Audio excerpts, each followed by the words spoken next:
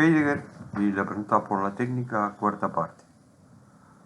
Bueno, vamos a continuar con la serie de reflexiones sobre el texto de Martin Heidegger, la pregunta por la técnica, a mi entender uno de sus más importantes textos. Ya dejamos atrás la película Terminator, ya la hemos exprimido bastante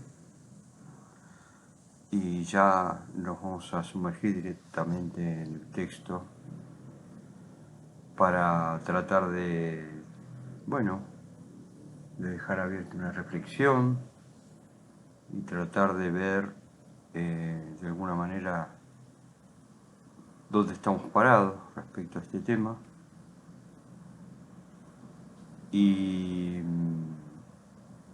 hacia dónde nos proyecta, ¿no? Hacia dónde proyecta a la especie humana en su totalidad, no a los individuos, porque primero nos morimos, pero quedan las generaciones que continúan. Bien, como siempre, bueno, disculpas por los ruidos. Yo vivo en la ciudad de Buenos Aires, que es una megalópolis. Vivo en un edificio, un octavo piso, sobre una avenida. Hoy es sábado, pero seguro que van a escuchar autos y además el bendito ascensor. Les pido disculpas y esperemos que no interfiera con nuestro relato. Bien, para Heidegger básicamente la técnica moderna, en tanto modo y figura del hacer salir lo oculto, trayéndolo a la presencia, es la realización misma de la metafísica de Platón y Aristóteles.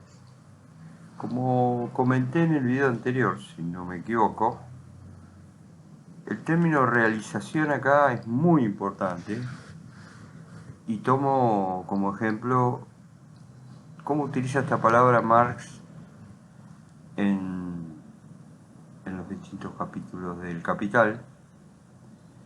Y la palabra realización se refiere a, por ejemplo, como un objeto que es mercancía, vamos a suponer una silla, desde que se extrae la madera del bosque hasta que pasa por todos los circuitos industriales y en la fábrica se hace la silla, el propietario de la fábrica, el capitalista, vende esa silla a un mueblero y esa venta, ese deshacerse de esa mercadería y transformarla en dinero, en ganancias o en bienes, a eso se llama realización. Marx lo llama realización de la mercancía. En ese sentido, es el que para mí hay que interpretar esto que afirma Heidegger, ¿no? La técnica moderna es la realización de la metafísica de Platón y Aristóteles. O sea, la técnica moderna es algo que empieza, tiene su origen en esta metafísica. Esta afirmación no solo implica que la técnica moderna no se habría producido sin el desarrollo histórico que ha tenido el pensamiento griego que conocemos como filosofía. Los europeos se autoperciben, cuando digo los europeos no solo hablo de los nativos de Europa, acá en América está lleno de europeos, europensantes. Bueno, a estos europeos me refiero. Bueno, los europeos se autoperciben como lo mejor de la raza humana, lo más avanzado e inteligente. El único grupo humano favorecido por el Dios verdadero de los cristianos, ¿no? Algún eco con el pueblo elegido por Dios de los judíos, tiene que ver. Y en especial, si tenemos en cuenta la fuerte influencia, no me quiero meter mucho en religión, bueno, pero del judaísmo en el protestantismo. Esto no quiere decir que los europeos latinos como los italianos, los franceses o los españoles no se sientan superiores a los negros o a los indios. No, se sienten superiores. Pero los anglosajones se sienten más superiores incluso que los españoles, que los italianos, que los griegos y que cualquier otra, y de los rusos ni hablar, los rusos le pondrían collar y cadena directamente. Entonces, este pueblo europeo, ¿no? Este pueblo europeo, supremacista, desarrolla una mentalidad etnocentrista, ¿no? Que esta identidad etnocentrista, en general, ellos la autodenominan Occidente, ellos son Occidente, ¿no? Ellos piensan que el derrotero, o sea, el camino de la cultura europea, o de las distintas culturas que hicieron la cultura europea, marcan el paso del desenvolvimiento de la historia universal. O sea, la historia universal empieza y termina en Europa. Esto no lo estoy afirmando yo con sarcasmo. Para ello basta con que tomen un libro muy conocido de Hegel, que se llama La fenomenología del espíritu, donde Hegel le va a explicar por qué la historia solo es algo que le ocurre a Europa y cómo el resto de los continentes se incorpora a la historia en la medida en que se incorporan a Europa como colonias, como territorios ocupados o civilizados. Pero bueno, esas ideas hoy están cuestionadas, revisadas, por lo menos están contestadas, ¿no? Respondidas, puestas en cuestión. Acá, en el tercer mundo, en gente medianamente bien pensante del primer mundo, pero en las élites de Occidente, de hecho, siguen empezando exactamente igual, no han cambiado ni un ápice. Se le nota en la sorpresa, en lo que le cuesta asumir cómo el resto los está alcanzando, incluso sobrepasando, siendo ellos los superiores, ¿no? No lo pueden entender.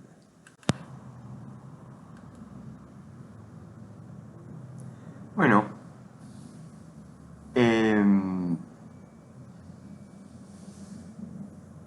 este dato histórico, esta reflexión histórica, o este dato histórico, nos es de mucha utilidad para mostrar cómo la técnica moderna dista de ser una simple generalización de la técnica en la vida de las personas o de una suma de avances o inventos tecnológicos acumulándose. La técnica no es algo que tenga que ver con los inventos técnicos. Por ejemplo, en China se inventó la imprenta de tipos móviles, la pólvora, el papel, el estribo de montar, hasta incluso la rueda. Con todos estos adelantos que creó China miles de años atrás, este imperio medio, ¿no? China, al momento de tomar contacto con Europa, en los siglos XVI y XVII aproximadamente, fue completamente derrotada por los europeos, ¿no? A quienes los chinos, con toda causa y justicia, consideraron bárbaros.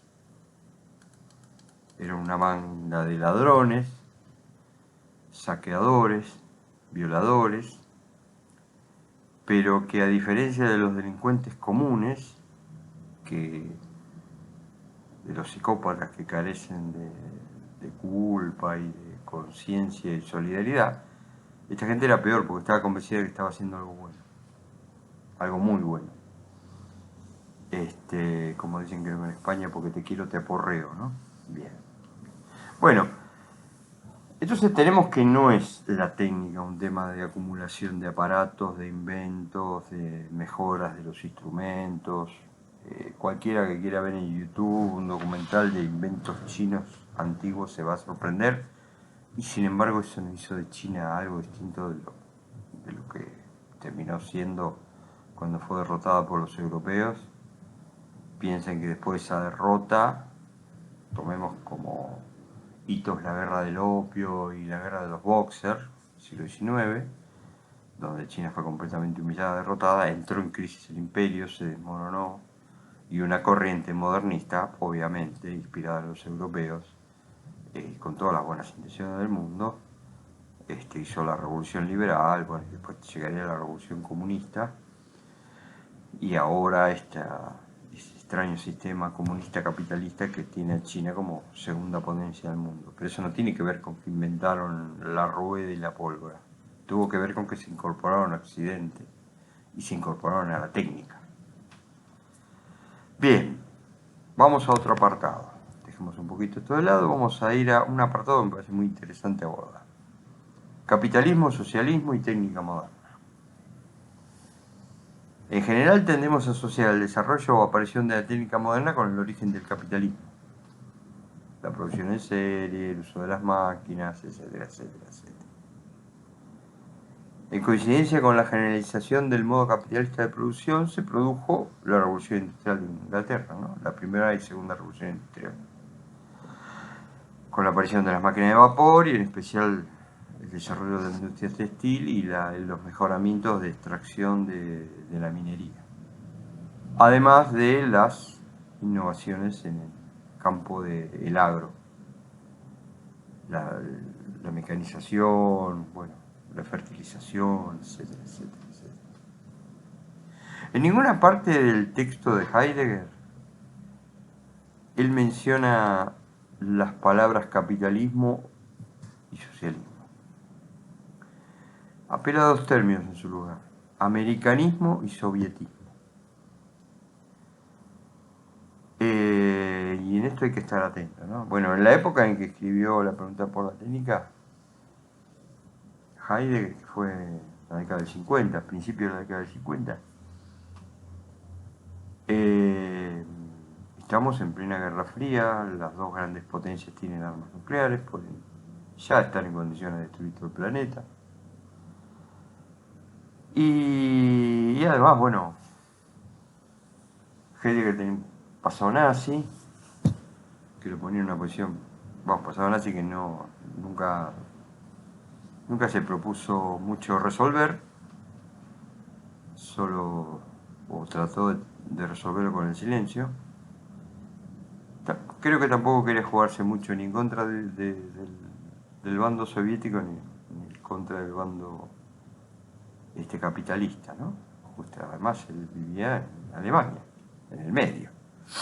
Si bien estaba en la Alemania capitalista, los alemanes eran el jamón del sándwich. Bueno,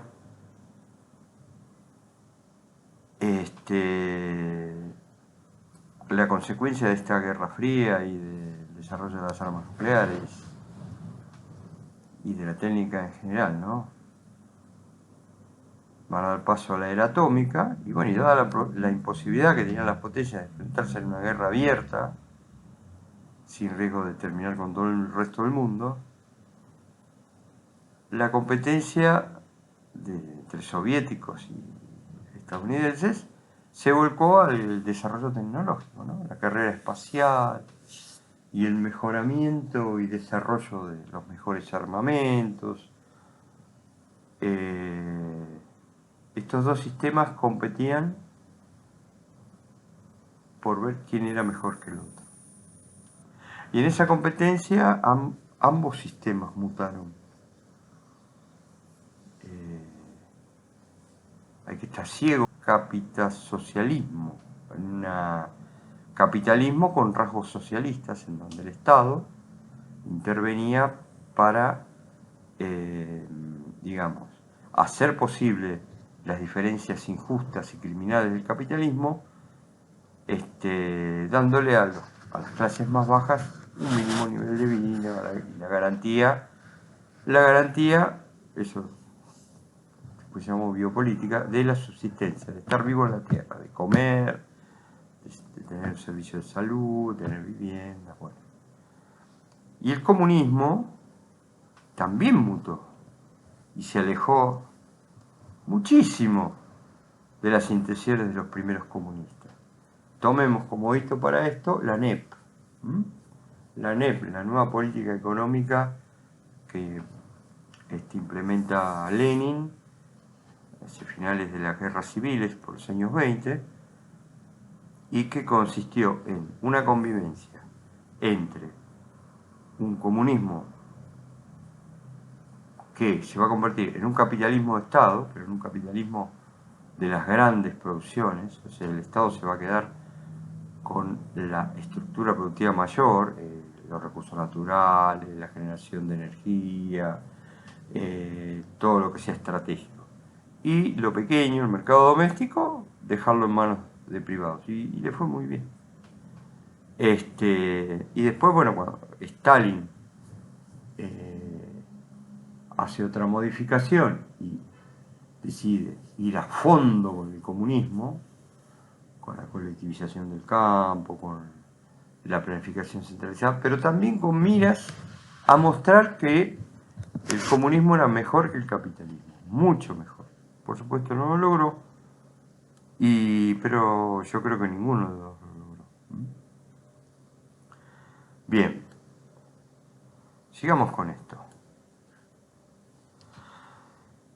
Lo que vemos con esta realidad histórica, que nadie me puede negar, porque son cosas que pasaron, es que la técnica moderna no solo es posible en el capitalismo. Así que, decir que la técnica es un derivado del capitalismo, no me alcanza. Sino que también es posible la técnica en un sistema tan diferente como el socialismo soviético, en donde la técnica moderna alcanzó algunos de los más altos desarrollos. ¿No? Los soviéticos pusieron al primer hombre en el espacio, pusieron el primer satélite en el espacio, crearon el primer reactor nuclear de uso civil, mientras los norteamericanos lo primero que crearon nuclear fue una bomba y mataron a 400.000 personas. Los rusos no mataron a nadie con bombas atómicas, ¿eh? Digo por si no están enterados. Los soviéticos, perdón. Bueno, el surgimiento y desarrollo del capitalismo, la ciencia moderna y la técnica moderna se confunden generalmente porque muchos de estos desarrollos se dieron en forma simultánea en el tiempo, o sea, en forma más o menos contemporánea. Esto produce una confusión sobre qué es cada cosa, o sea, qué es el capitalismo, qué es la ciencia moderna, qué es la técnica moderna y por qué tienen derecho a un nombre y una identidad estas prácticas humanas. Digamos, de esta forma se suele decir que la técnica moderna es un producto de la ciencia moderna también, además del capitalismo, ¿no? Sin lo cual el desarrollo no hubiera sido posible. La conjunción ciencia moderna y capitalismo se da en Inglaterra a la una con la reforma religiosa, con el asentamiento pleno de la reforma religiosa que después de la Revolución Gloriosa. Y el surgimiento del llamado pensamiento pragmático, ¿no? En oposición al pensamiento filosófico continental que era idealista. Descartes, todo eso. Entonces acá se asienta reforma religiosa, pragmatismo anglosajón. Y, dato muy importante, transformación de la ética. El libro de Adam Smith, de la riqueza de las naciones, no es un libro de economía, es un libro de ética, de moral. Lo que cambia en el discurso de Smith respecto al discurso que existía en su época, era un maestro de moral, de escocés, era que la especulación, la usura, el individualismo ya no eran vistos como cualidades negativas de las personas que había que modificar y corregir, como sostenía la Iglesia Católica y condenaba. Eso no quiere decir que la Iglesia Católica no fuera corrupta, pero era corrupta. Corrupto quiere decir podrido, algo que no es como tiene que ser. En cambio acá, lo corrupto pasa a ser lo que es. Entonces, Adam Smith va a decir, cuando yo voy al carnicero a comprarle 1 kilo de carne, no apelo a la mejor parte del carnicero, poniéndome de rodillas y diciéndole, por favor, señor carnicero, deme 1 kilo de carne porque me estoy muriendo de hambre. El carnicero, cuando me vaya por otro lado, me va a sacar a patada del local. Apelo a lo peor de él, o sea, a pagarle, a su codicia. No es que el carnicero sea un malvado que está ahí babeándose esperando que venga alguien a comprar 1 kilo de carne por codicioso. Vive de eso. Pero es normal y tiene derecho a que si entra un miserable a ponerse de rodillas, echarlo a patada de su local. Es lo lógico y está bien. Es moralmente correcto. Entonces, el capitalismo en mi entender, es en principio un cambio moral y un cambio ético. ¿Por qué digo moral y ético? Porque tiene que ver con la conducta general de los valores de la sociedad y la conducta dentro de esos valores de los individuos, no como entes separados, sino como productos de la sociedad misma.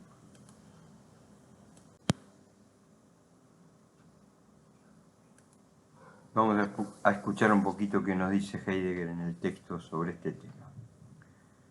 Voy a leer a Heidegger. Para el cómputo histórico del tiempo, el comienzo de la ciencia moderna está en el siglo XVII, o sea, 1600 a 1699. En cambio, la técnica de las máquinas que producen energía no se desarrolla hasta la segunda mitad del siglo XVIII, segunda mitad de los 1700.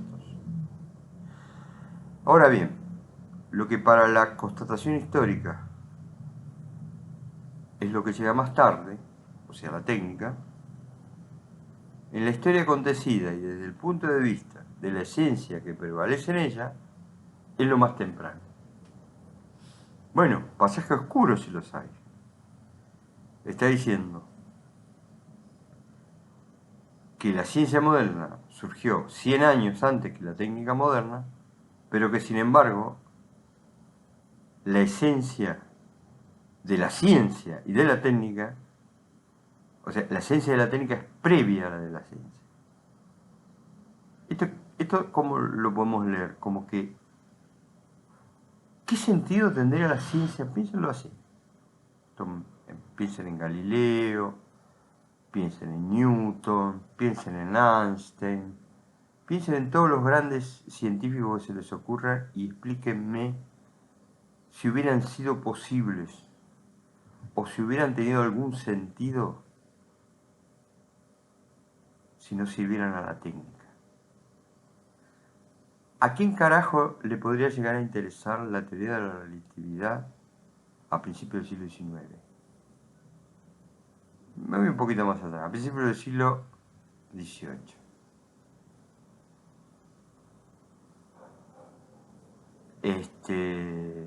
Después, no sé si en este texto o en otro, veremos el carácter de empresa de la ciencia. La ciencia es una empresa. El capitalismo es un modo de producción, a mi entender. Y la técnica lo es todo. Es el córtex de todo, es lo que todo lo contiene. Es la modernidad misma. Es donde nosotros habitamos.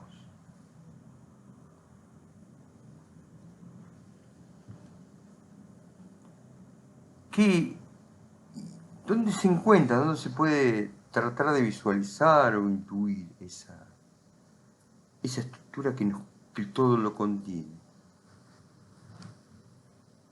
Heidegger afirma que la esencia de la técnica moderna es la Gestalt, ¿no? La Gestalt es mucho más original y primaria que la ciencia moderna y los cambios sociales producidos a partir del siglo XV en Europa. O sea, los cambios del siglo XV, el Renacimiento, el Resurgimiento italiano, son el surgimiento de la burguesía, que va a dar paso al capitalismo, la burguesía urbana. Pero la Gestalt está ahí precediéndolo todo, ¿no? Bien. Bien. Ahora pasemos al tema de la causalidad. Las 4 causas presentadas por Heidegger al principio del texto ya no sirven para dar cuenta de la técnica moderna, como si dan cuenta de la técnica artesanal. Ni siquiera la causa eficiente, que reinó hasta la irrupción de la modernidad,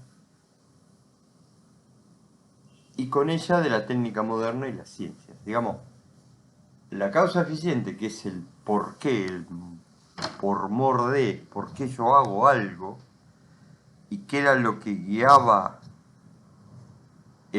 ese hacer aparecer del arte que producía el artesano, ¿no? Hacer una copa, hacer una silla, hacer un cuchillo, etc. Hacer un poema. Eso ya no es más así. Ya estas máquinas que tengo, de las cuales estoy rodeado ahora para hacer esta grabación,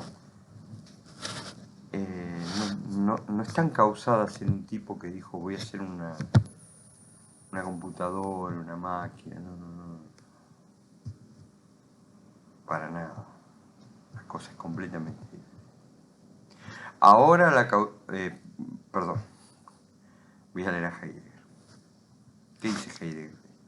Ahora, la causalidad no muestra ni el carácter del ocasionar, que trae ahí delante, ni el modo de la causa efficiens, o siquiera de la causa formalis. Probablemente la causalidad se reduce a un provocar, anunciar de existencias a las que hay que asegurar de un modo simultáneo o sucesivo. Voy a repetir este párrafo. En el texto de Heidegger toma la descripción de Aristóteles, las 4 causas, que dicen, bueno, causa eficiente, el material que se usa, qué sé yo, qué sé cuánto. Eso ya se terminó. Eso lo harán los artesanos que queden por ahí. Eso se acabó. Y él dice así: probablemente la causalidad se reduce a un provocado a anunciar de existencias a las que hay que asegurar de un modo simultáneo sucesivo. Las causas que posibilitan el traer a la presencia del artesano que fabrica una copa o un campesino que cuida y abriga el cultivo ya no son aplicables. Por otro lado, las nacientes ciencias físico-matemáticas del siglo XVII y XVIII ya no son una mera actividad intelectual que hacían personas aburridas. Ahora estas ciencias se ponen bajo la demanda de la Gestalt. Como la esencia de la técnica moderna descansa en la estructura de emplazamiento, voy a hacer una aclaración. La estructura de emplazamiento es una de las traducciones de Gestalt. Gestalt también se puede traducir por estantería, planilla, cualquier cosa que ordene, pero que ordene de una manera lógica, cuadriculada, ¿ok? Pero la traducción que más me gusta a mí es imposición. La Gestalt es la imposición, pero no es la imposición de una voluntad sobre otras. Vamos a suponer, el Estado impone su ley sobre los ciudadanos. No. El rey impone su voluntad, no sé, el Papa impone su voluntad, el amo impone su voluntad. No. La imposición es el modo del poner. La imposición, la Gestalt, en tanto imposición, es la única manera de poner en el mundo. No hay ninguna otra. Absolutamente ninguna otra.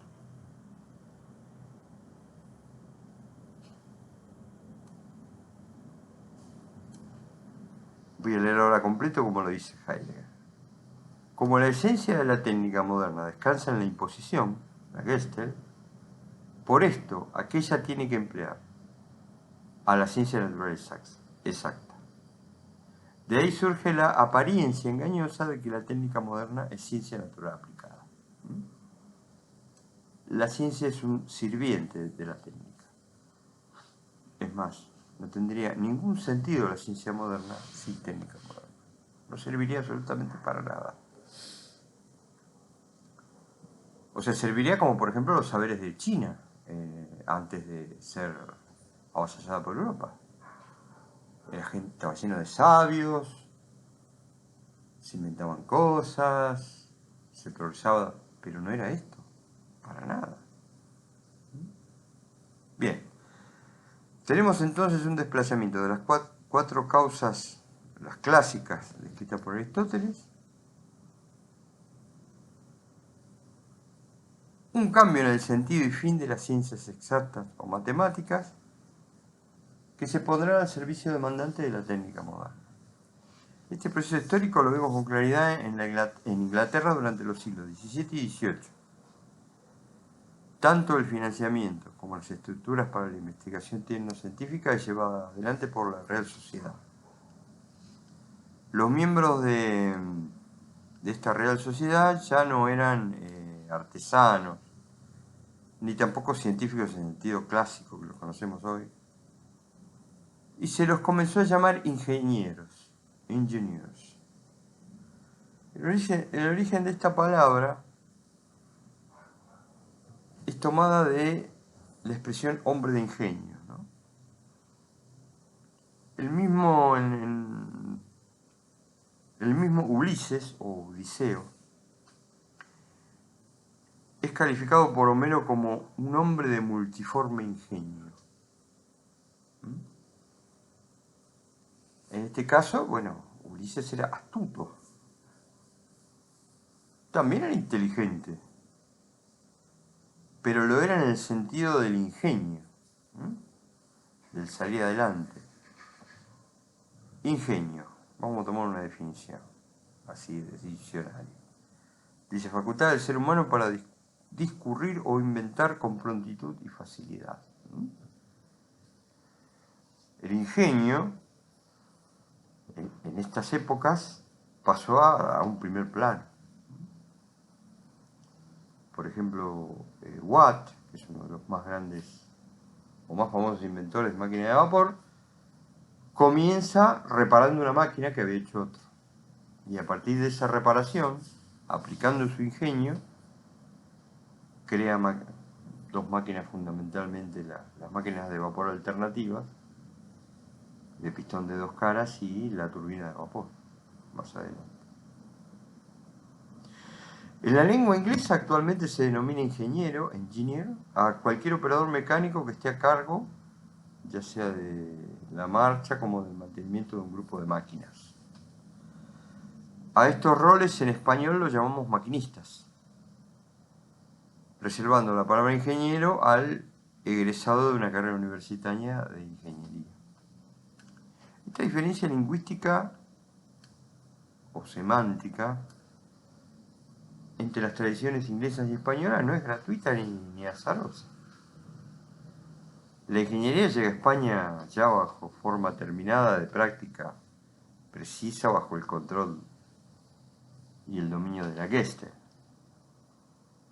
A mediados de 1660 se funda en Inglaterra la Royal Society, cuyo nombre completo es Royal Society of London for Improving Natural Science, Real Sociedad de Londres para el avance de las ciencias naturales.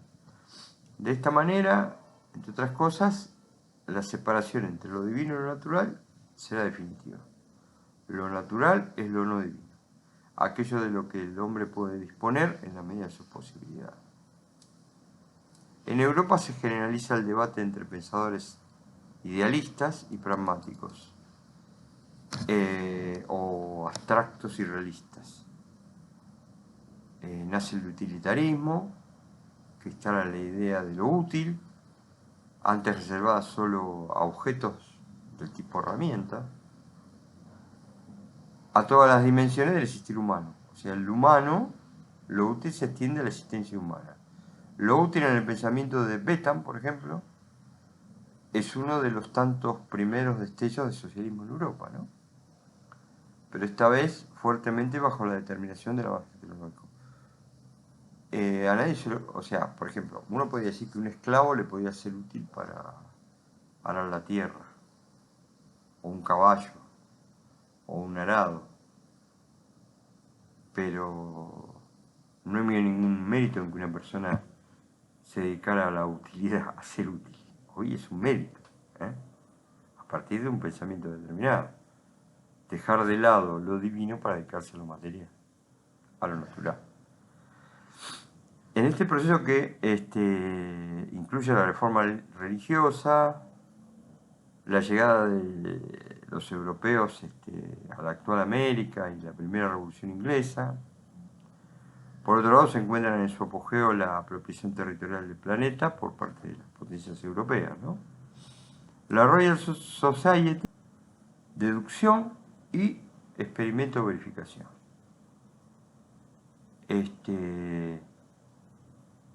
Dios acá y la religión no está en ninguna parte.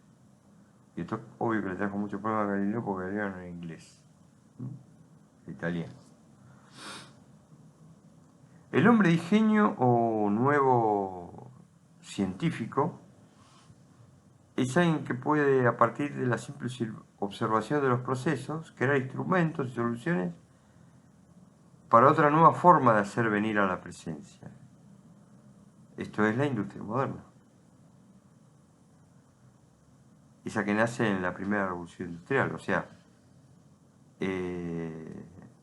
ya no va a ser un campesino que en su tiempo libre usa una rueca, hila, fabrica paños y fabrica prendas, ¿no? Ya vienen las fábricas, los telares mecánicos. Digamos, el mecánico desplaza al intelectual, o el ingeniero. Las grandes preguntas por los misterios dan paso a las preguntas que permitan solucionar problemas concretos de los hombres en su vida cotidiana. Y además, hacer mucho dinero. El hombre tecno inicia su configuración a partir de la Real Society.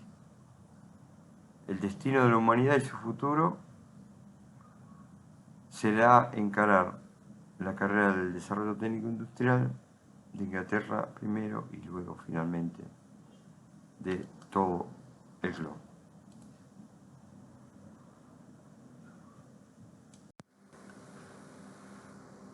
Bueno, más o menos hemos llegado a los 40 minutos.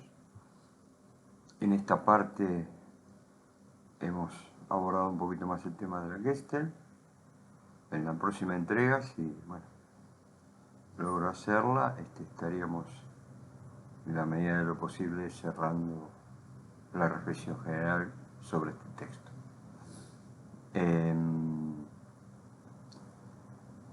Va a ser importante ir preparándonos porque hasta ahora estamos hablando de temas que, si bien podemos considerarnos involucrados en esos temas, no son externos de alguna manera, ¿no?